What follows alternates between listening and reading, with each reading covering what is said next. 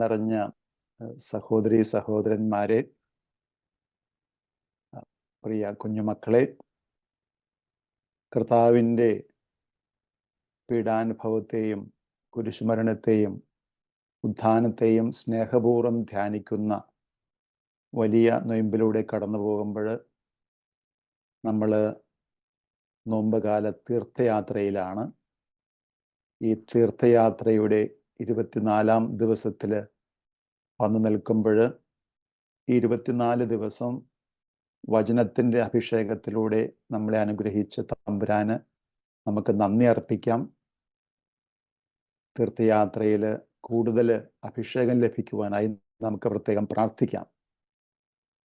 ഇന്ന് നമ്മുടെ വിചിന്തനത്തിനായി നൽകപ്പെട്ടിരിക്കുന്ന തിരുവചനം വിശുദ്ധ യോഹന്നാൻ്റെ സുവിശേഷം 20-ാം അധ്യായം 16-ാം വാക്യമാണ്.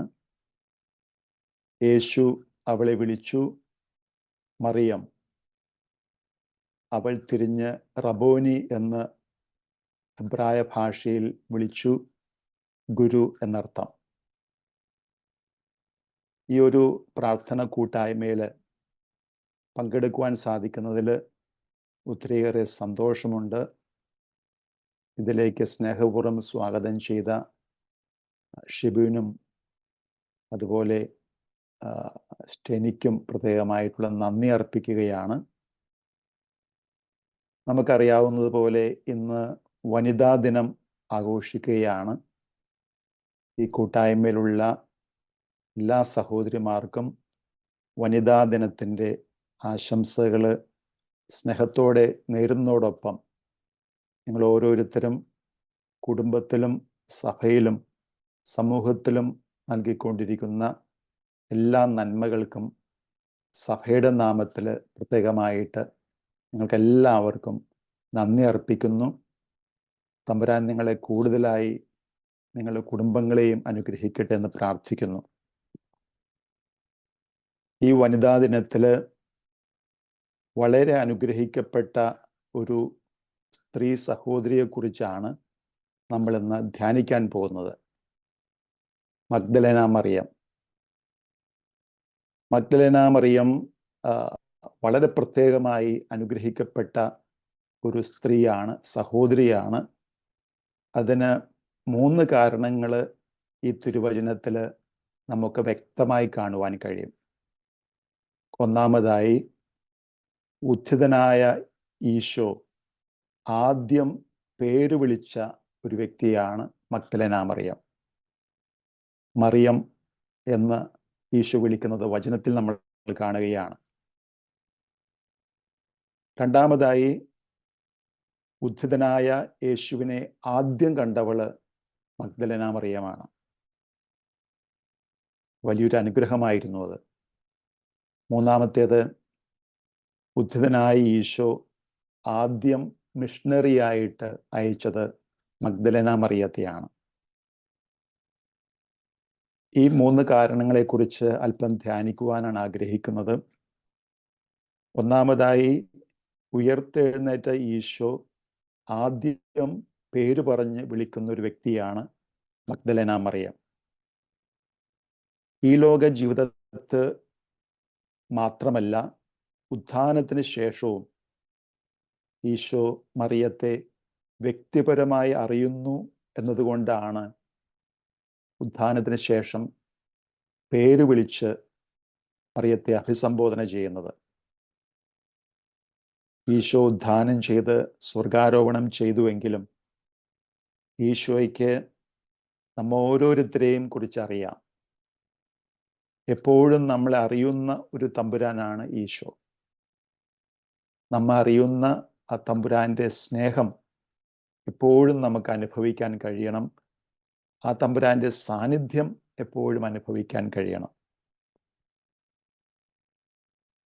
ഈ ഒരു ഭാഗത്തെക്കുറിച്ച് നമ്മൾ ചിന്തിക്കുമ്പോൾ ആത്മശോധനയ്ക്കായി നമുക്കുള്ളൊരു ചോദ്യം ഇതാണ്: എനിക്ക് ഈശോയെക്കുറിച്ച് അറിയാമോ? ഞാൻ ഈശോയെക്കുറിച്ച് അറിയുന്നുണ്ട്, എനിക്ക് ഒത്തിരിയേറെ അറിയാം. എന്നാൽ ഈശോയെ നമ്മുടെ ജീവിതത്തിൽ നമ്മൾ മറന്നു പോകുന്നുണ്ടോ എന്നുള്ളൊരു ചോദ്യമാണ്. നമ്മൾ തീർച്ചയായും എപ്പോഴും ഓർക്കുന്നുണ്ടെന്ന് നമുക്കാർക്കും ശക്തമായി അവകാശപ്പെടാൻ സാധിക്കുകയില്ല. ചിലപ്പോഴൊക്കെ മറന്നു പോകുന്നുണ്ട്. അത് ചിലപ്പോൾ നമ്മുടെ ശാരീരികമായിട്ടുള്ള ബലഹീനത കൊണ്ടായിരിക്കാം. എന്നാലും നമ്മൾ വ്യക്തമായിട്ടും ഈശോയെ മറക്കുന്നു എന്നുള്ളൊരു സാഹചര്യം എന്ന് പറയുന്നത് നമ്മൾ പാപം ചെയ്യുമ്പോൾ നമ്മൾ ഈശോയെ മറക്കുകയാണ്. ഉത്ഥാനത്തിന് ശേഷവും നമ്മളെ ഓർക്കുന്നൊരു ഈശോ ഉണ്ടെങ്കിൽ, ഇന്നും നമ്മോടുകൂടെയുള്ള ഈശോ ഉണ്ടെങ്കിൽ, ആ ഈശോയെ മറക്കുന്ന രീതിയിൽ ചിലപ്പോഴെങ്കിലും പാപം ചെയ്ത് നമ്മൾ ജീവിക്കുന്നുണ്ട്. ഈശോയെ മറക്കുക എന്നുള്ളതാണ് പാപം എന്നതിനർത്ഥം. നമ്മൾ ഈ നോമ്പ് കാലത്തിലായിരിക്കുമ്പോൾ, തീർത്ഥയാത്രയിലൂടെ കടന്നു പോകുമ്പോൾ പാപം ചെയ്ത് ഈശോയെ മറക്കാതിരിക്കാനുള്ള കൃപയ്ക്കായി നമുക്ക് പ്രാർത്ഥിക്കാം. എപ്പോഴും ഈശോ എന്ന തിരുനാമം നമ്മുടെ ഉള്ളിൽ ഉരുവിട്ടുകൊണ്ട് ആ ഈശോയുടെ സാന്നിധ്യം അറിയുവാനും അനുഭവിക്കുവാനും ആ ഈശോയുടെ വിളി കേൾക്കാനുള്ള കൃപയ്ക്കായി നമുക്ക് പ്രത്യേകം പ്രാർത്ഥിക്കാം. അതോടൊപ്പം തന്നെ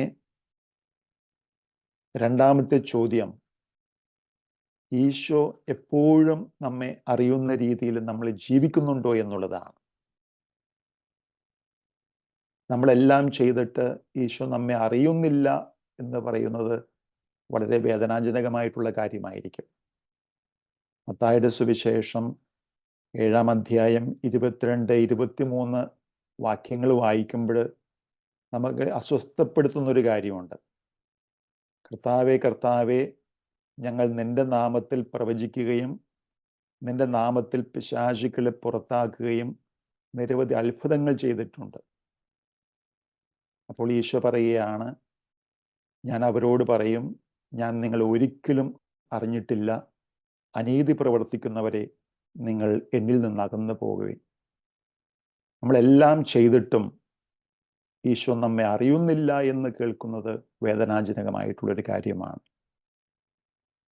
ഈശോ നമ്മളെ അറിയാൻ പറ്റാത്ത രീതിയിൽ പാപകരമായിട്ടുള്ള ജീവിതം നയിക്കാനുള്ള കൃപയ്ക്കായി നമുക്ക് പ്രത്യേകം പ്രാർത്ഥിക്കാം. നമുക്കെപ്പോഴും ഈശോയെ അറിയാൻ കഴിയണം. ഈശോയ്ക്ക് എപ്പോഴും നമ്മളെ അറിയുവാനും നമ്മളെ സ്നേഹിക്കുവാനും നമ്മളെ പേര് വിളിക്കാനായിട്ടും കഴിയത്തക്ക വിധം പുണ്യപ്പെട്ട ജീവിതം നയിക്കുവാൻ ഈ നോമ്പ് കാലത്ത് നമുക്ക് പ്രത്യേകം പ്രാർത്ഥിക്കാം. രണ്ടാമതായി, മഗ്ദല മറിയം അനുഗ്രഹിക്കപ്പെട്ട ഒരു സ്ത്രീയായി മാറുന്നത് ഉദ്ധിതനായ യേശുവിനെ ആദ്യം കണ്ട വ്യക്തിയാണ്. മറിയം യേശുവിനെ കണ്ടെങ്കിലും യേശുവിനെ തിരിച്ചറിഞ്ഞില്ല. ഒരു തോട്ടക്കാരനായിട്ട് തെറ്റിദ്ധരിച്ചു. ഇന്ന് ഈശോ പല രൂപത്തിലും നമ്മുടെ ഇടയിൽ വരുന്നുണ്ട്, സഞ്ചരിക്കുന്നുണ്ട്. പലപ്പോഴും നമുക്ക് ആ ഈശോയെ കണ്ടെത്താൻ കഴിയുന്നില്ല. ഫ്രാൻസിസ് അസീസി ഒരിക്കൽ ഒരു കുഷ്ഠരോഗിയെ കെട്ടിപ്പിടിച്ചപ്പോൾ കുഷ്ഠരോഗി ഫ്രാൻസിസ് അസീസിയോട് ചോദിച്ചു, അങ്ങേ എന്തിനാണ് എന്നെ കെട്ടിപ്പിടിച്ച് ചുംബിക്കുന്നത്? ഫ്രാൻസിസ് അസീസി പറഞ്ഞു, നിനക്ക് ഈശോയുടെ ഗന്ധമുണ്ട് എന്നാണ് പറഞ്ഞത്. വേദനിക്കുന്നവരിലും ചുറ്റുമുള്ളവരിലും കഷ്ടപ്പെടുന്നവരിലൊക്കെ ഈശോയെ കാണാനുള്ള വലിയൊരു കൃപ നമുക്ക് പ്രാർത്ഥിക്കാം. പലപ്പോഴും നമ്മൾ അവഗണിക്കുന്ന പലരും ഈശോയുടെ ഛായയുള്ളവരാണ്. നിങ്ങൾ എനിക്ക് ഭക്ഷണം തരുമ്പോൾ, നിങ്ങൾ ഒരുവന് ഭക്ഷണം കൊടുക്കുമ്പോൾ എനിക്ക് തന്നെയാണ് തരുന്നത്.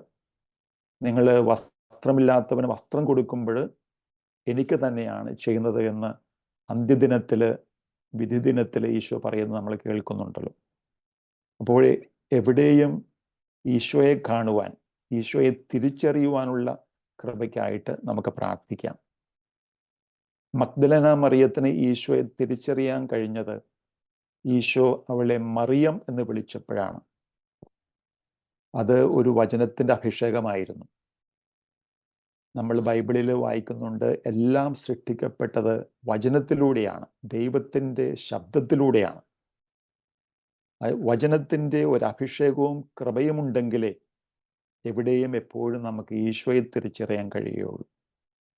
അതുകൊണ്ട് തന്നെ ഈ നോമ്പ് കാലത്ത് നമ്മൾ തിരുവചനം വായിച്ച് ആ തിരുവചനത്തിലൂടെ ഈശോയെ കണ്ടെത്താനുള്ള കൃപയ്ക്കായി നമ്മൾ പ്രാർത്ഥിക്കണം.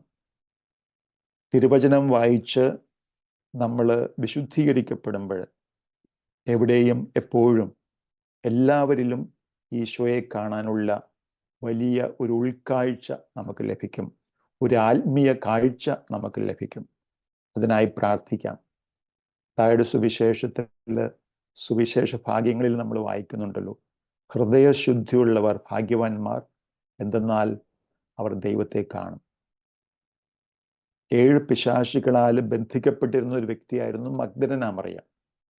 ഈശോ 7 പിശാചുക്കളെയും പുറത്താക്കിയപ്പോൾ അവൾ പരിശുദ്ധിയായ അവളുടെ ഹൃദയത്തിൽ അവൾക്ക് ഈശോയെ കാണാൻ കഴിഞ്ഞു, ഈശോയെ തിരിച്ചറിയാൻ കഴിഞ്ഞു എന്നുള്ളതാണ്. എപ്പോഴും ഈശോയെ തിരിച്ചറിയുവാനുള്ള വലിയ കൃപയ്ക്കായി ഈ നോമ്പ് കാലത്ത് നമുക്ക് പ്രത്യേകം പ്രാർത്ഥിക്കാം. മൂന്നാമതായി, ഉദ്ധിതനായ ഈശോ ആദ്യം അയച്ച മിഷണറിയാണ് മഗ്ദലന മറിയം. മഗ്ദലന മറിയത്തിൻ്റെ പ്രേക്ഷിത പ്രവർത്തനത്തെക്കുറിച്ച് നമുക്ക് അറിഞ്ഞുകൂടാ. ഈശോ മറ്റു 12 ശിഷ്യന്മാരെയും അയച്ചപ്പോൾ അവരുടെ പ്രേക്ഷിത പ്രവർത്തനങ്ങളെക്കുറിച്ചൊക്കെ നമ്മൾ വായിക്കുന്നുണ്ട്. മഗ്ദലന മറിയത്തെക്കുറിച്ച് പറയുന്നത്, മഗ്ദലന മറിയം വിശുദ്ധ യോഹന്നാനോടുകൂടെ സുവിശേഷം പ്രഘോഷിച്ചു, എഫേസൂസിൽ വെച്ച് മരണമടഞ്ഞു എന്നാണ്. വേറൊരു പാരമ്പര്യം പറയുന്നത് മഗ്ദലന മറിയം വടക്കേ ഫ്രാൻസിൽ സുവിശേഷം പ്രഘോഷിച്ചു, അവിടെ മരണമടഞ്ഞു എന്നും പറയുന്നുണ്ട്. എങ്കിലും വചനത്തിൽ നമുക്ക് മഗ്ദലന മറിയത്തിൻ്റെ പ്രേക്ഷിത പ്രവർത്തനത്തെക്കുറിച്ച് അറിയാൻ സാധിക്കുന്നില്ലെങ്കിലും ഈശോ ആദ്യമായി ഒരു സന്ദേശം നൽകി അയക്കുന്നത് മഗ്ദലന മറിയത്തെയാണ്. യേശു ഉയർത്തെഴുന്നേറ്റു എന്നുള്ളൊരു വലിയ സത്യം ശിഷ്യന്മാരെ അറിയിക്കുവാൻ വേണ്ടി മഗ്ദലന മറിയത്തെ അറിയിക്കുകയാണ്. അത് പറഞ്ഞ് മഗ്ദലന മറിയത്തെ ഒരു മിഷണറിയായി അയക്കുകയാണ്. മിഷൻ പ്രവർത്തനത്തിൽ നമ്മൾ ഏർപ്പെടണം. ഈശോയെ കണ്ടവരും ഈശോ കണ്ടവരും ഈശോയെ കേട്ടവരും ഈശോ കേട്ടവരും നല്ലൊരു മിഷണറിയായി എപ്പോഴും ജീവിക്കണം. മിഷൻ പ്രവർത്തനം ചെയ്യുമ്പോൾ നമ്മുടെ മനസ്സിലുണ്ടാകേണ്ട ഒറ്റ സന്ദേശം ഇത് മാത്രമേ ഉള്ളൂ: ഉദ്ധിതനായ ഈശോ. ഉദ്ധിതനായ ഈശോയെ നമ്മുടെ ജീവിതത്തിലൂടെ, നമ്മുടെ വാക്കുകളിലൂടെ, പ്രവൃത്തിയിലൂടെ മറ്റുള്ളവർക്ക് എവിടെയായാലും ചുറ്റുമുള്ളവർക്ക് പങ്കുവെച്ചു കൊടുക്കാൻ കഴിയുമ്പോൾ അത് വലിയൊരു മിഷൻ പ്രവർത്തനമായി മാറും. നമുക്ക് പ്രിയങ്കരനായ ഫ്രാൻസിസ് മാർപ്പാപ്പ പറയുന്നുണ്ട്, ഓരോ ക്രിസ്ത്യാനിയും ഉദ്ധിതന്റെ ചൈതന്യമുള്ള ക്രിസ്ത്യാനികളായി മാറണം. ക്രിസ്ത്യാനികളായിട്ടുള്ള നിങ്ങളുടെ മുഖം കാണുമ്പോൾ വ്രതസംസ്കാരം കഴിഞ്ഞു വരുന്നവരുടെ മുഖം പോലെയല്ല കാണേണ്ടത്. എപ്പോഴും നിങ്ങളെ കാണേണ്ടത് ഉദ്ധിതനായ ഈശോയെ കണ്ട വലിയ ആനന്ദത്തിലാണ് നിങ്ങളെ കാണേണ്ടത്. മഗ്ദലന മറിയം ഈശോയെ കണ്ടു കഴിഞ്ഞപ്പോൾ ആ മുഖത്ത് പ്രകാശമുണ്ടായി, സന്തോഷമുണ്ടായി, വലിയ പ്രതീക്ഷയുണ്ടായി. ഏത് പ്രതിസന്ധികളിലൂടെ കടന്നു പോകുമ്പോഴും ഉദ്ധിതനായ യേശുവിൽ വിശ്വസിക്കുന്ന നമുക്ക് ഈ വലിയ ഒരു ആത്മീയ ആനന്ദമുണ്ടാകണം, മുഖത്ത് പ്രസാദമുണ്ടാകണം, സന്തോഷമുണ്ടാകണം, വലിയ പ്രതീക്ഷ മറ്റുള്ളവർക്ക് കൊടുക്കാനായിട്ട് കഴിയണം. അങ്ങനെ ഉദ്ധിതനായ ഈശോയെ കണ്ടവരാണ്, ആ ഉദ്ധിതനായ ഈശോയെ അനുഭവിക്കുന്നവരാണ് എന്ന് ചുറ്റുമുള്ളവർക്ക് മനസ്സിലാക്കാൻ പറ്റ രീതിയിൽ ജീവിക്കുമ്പോൾ നമ്മളെല്ലാവരും മിഷണറിമാരായിട്ട് മാറുകയാണ്. ഈ വനിതാ ദിനത്തിൽ വളരെ അനുഗ്രഹീതയായ ഒരു വനിതയെക്കുറിച്ച്, ഒരു സഹോദരിയെക്കുറിച്ച് നമ്മൾ ധ്യാനിക്കുമ്പോൾ ഇത്രമാത്രം അനുഗ്രഹിക്കപ്പെടാനുള്ള കാരണം എന്താണ് എന്നുകൂടി നമ്മൾ ധ്യാനിക്കുന്നത് നല്ലതാണ്. ഒന്നാമതായി, അവള് പിശാചിൻ്റെ എല്ലാ ബന്ധനങ്ങളിൽ നിന്നും മോചനം പ്രാപിച്ച് പരിശുദ്ധിയിൽ ജീവിക്കുന്ന ഒരു വ്യക്തിയായിട്ട് വളർന്നു എന്നുള്ളതാണ്. രണ്ടാമതായി, അവളുടെ വിശ്വസ്തതയാണ്. ഈശോയെ അറിഞ്ഞപ്പോൾ, പാപമോചനം ലഭിച്ചു കഴിഞ്ഞപ്പോൾ അവര് കുരിശിൻ ചുവട്ടിൽ വരെ ഈശോയെ അനുഗമിച്ചു. ഈശോയുടെ മരണസമയത്തും ആ കുരിശിൻ ചുവട്ടിൽ വിശ്വസ്തയോടുകൂടി മറിയം നിന്നിരുന്നു എന്നുള്ളതാണ്. മൂന്നാമതായി അവളുടെ സമർപ്പണമാണ്. പാപത്തിൽ നിന്നും മോചിച്ച ആ ഈശോയ്ക്ക് തനിക്കുള്ള എല്ലാം സമർപ്പിക്കുവാൻ തയ്യാറായി. വലിയ വിലയേറിയ സുഗന്ധമാണ് അവള് ഈശോയുടെ പാദത്തിൽ പുരട്ടി ഈശോയുടെ മൃതസംസ്കാരത്തിന് വേണ്ടി തന്നെ സമർപ്പിച്ചത്. എന്നിട്ടും ഈശോയോടുള്ള വലിയ സ്നേഹത്തിൽ പ്രഭാതത്തിൽ എഴുന്നേറ്റ് കല്ലറയിൽ ഓടി വന്നതുകൊണ്ടാണ് തീർച്ചയായും മഗ്ദല മറിയത്തിന് ഈ വലിയ ഭാഗ്യം ലഭിച്ചത്. നമ്മളെല്ലാവരും അതിരാവിലെ എഴുന്നേറ്റ് ഈശോയുടെ കല്ലറങ്കിലേക്ക് ഓടുന്നത് പോലെ ഈശോയെ കാണുവാനായിട്ട് നമ്മൾ ഓടുമ്പോൾ തീഷ്ണതയോടുകൂടി, താല്പര്യത്തോടുകൂടി, വിശ്വാസത്തോടുകൂടി ഓടുമ്പോൾ നമുക്കും അനുഗ്രഹിക്കപ്പെട്ടവരായി മാറുവാൻ കഴിയും. നമ്മുടെ ക്രൈസ്തവ ജീവിതത്തിൽ നമ്മളെ പേര് വിളിച്ച് നമ്മളെ സ്നേഹിക്കുന്ന ഈശോയെ അനുഭവിക്കുവാൻ, ആ ഈശോയെ ചുറ്റുപാടും എപ്പോഴും കണ്ടുകൊണ്ട് ജീവിക്കുവാൻ, ആ ഈശോയുടെ നല്ല മിഷണറിമാരായി ജീവിക്കാനുള്ള വലിയ കൃപയ്ക്കായി നമുക്ക് പ്രാർത്ഥിക്കാം. നമ്മൾ പ്രാർത്ഥിച്ചാൽ തീർച്ചയായിട്ടും ഉദ്ധിതനായ ഈശോ നമ്മെ അനുഗ്രഹിക്കും. ഈ നോമ്പ് കാലത്ത് ഈ തീർത്ഥയാത്രയിലൂടെ കടന്നു പോകുമ്പോൾ വളരെ പാപകരമായ ജീവിതം നയിച്ച മഗ്ദലന മറിയത്തിന് ഇത്രയേറെ അനുഗ്രഹങ്ങൾ ലഭിക്കുവാനായിട്ട് ഇടയായത് അവളുടെ വിശുദ്ധിയും വിശ്വസ്തതയും സമർപ്പണവുമാണെന്ന് മനസ്സിലാക്കി നമ്മുടെ ക്രൈസ്തവ ജീവിതത്തിൽ എപ്പോഴും വിശുദ്ധിയിൽ ജീവിക്കുവാനും, നമ്മുടെ ക്രൈസ്തവ ജീവിതത്തിൽ വിശ്വസ്തയോടുകൂടി ജീവിക്കുവാനും, എപ്പോഴും ഈശോയെക്കുറിച്ച് പറയുവാൻ, ഈശോയെപ്പോലെ പറയുവാനുള്ള വലിയ കൃപയ്ക്കായി ഈ നോമ്പ് കാലത്ത് പ്രത്യേകം പ്രാർത്ഥിക്കാം. പീഡ, സഹനം, മരണം, ഉത്ഥാനത്തിലൂടെ കടന്നുപോയ ഈശോ നമ്മെ ഓരോരുത്തരെയും, നമ്മുടെ കുടുംബങ്ങളെയും, നമ്മുടെ മക്കളെയും സമർത്ഥമായി അനുഗ്രഹിക്കട്ടെ എന്ന് പ്രാർത്ഥിക്കുന്നു. നിങ്ങൾക്ക് എല്ലാവർക്കും അനുഗ്രഹീതമായ നോമ്പ് കാലം ആശംസിക്കുന്നു. ദൈവം നമ്മെല്ലാവരെയും സമർത്ഥമായി അനുഗ്രഹിക്കട്ടെ. പിതാവേ, പിതാവിൻ്റെ ഒരു ആശീർവാദം കൂടെ. പിതാവും പുത്രനും പരിശുദ്ധാത്മാവുമായ ത്രിത്വിക ദൈവമേ, ഞങ്ങൾ അങ്ങയെ സ്തുതിക്കുന്നു, ആരാധിക്കുന്നു.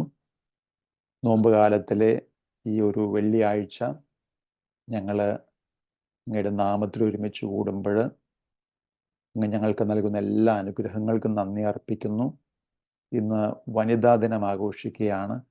ഞങ്ങളുടെ സഹോദരിമാര് സമൂഹത്തിലും സഭയിലും കുടുംബത്തിലും നൽകുന്ന വലിയ സ്നേഹത്തിനും സാഹോദര്യത്തിനും അവരുടെ ശുശ്രൂഷകൾക്കും പ്രത്യേകമായിട്ട് നന്ദി പറയുന്നതോടൊപ്പം ഇവരെല്ലാവരെയും സമർപ്പിച്ച് പ്രാർത്ഥിക്കുന്നു. ഇവരെല്ലാവരെയും അനുഗ്രഹിക്കണമേ. പാപിയായ മഗ്ദലന മറിയത്തെ ഒത്തിരിയേറെ അനുഗ്രഹിച്ച് അങ്ങയെ ആദ്യം കാണുവാനും അങ്ങയുടെ സ്വരം കേൾക്കുവാനും അങ്ങയാൽ അയക്കപ്പെടുവാനൊക്കെ അനുഗ്രഹിക്കപ്പെട്ട ആ സഹോദരിയെ പോലെ പാപികളായ ഞങ്ങളെയും വിശുദ്ധീകരിച്ച് ഞങ്ങളും അങ്ങേക്ക് പ്രിയപ്പെട്ട മക്കളായി വളരുവാനുള്ള കൃപ പ്രദാനം ചെയ്യണമേ. ഞങ്ങളുടെയും ഞങ്ങളുടെ പ്രാർത്ഥനാ കൂട്ടായ്മയും ഞങ്ങളുടെ കുടുംബങ്ങളെയും ഞങ്ങളുടെ കുഞ്ഞുമക്കളെയും സമർത്ഥമായി അനുഗ്രഹിക്കണമേ. നമ്മുടെ കർത്താവ് ഈശോ മിശിഹായുടെ കൃപയും പിതാവായ ദൈവത്തിൻ്റെ സ്നേഹവും പരിശുദ്ധാത്മാവിൻ്റെ സഹവാസവും പരിശുദ്ധ അമ്മയുടെയും മാറിയൗസേ പിതാവിൻ്റെയും സകല വിശുദ്ധരുടെയും മാധ്യസ്ഥവും സകല മാലാഖമാരുടെ സംരക്ഷണവും നാം എല്ലാവരോടും നമ്മുടെ കുടുംബങ്ങളോടും കൂടെ ഉണ്ടായിരിക്കട്ടെ, എപ്പോഴും എപ്പോഴും എന്നേക്കും. ആമേൻ. മിശിഹായ്ക്ക് സ്തുതിയായിരിക്കട്ടെ.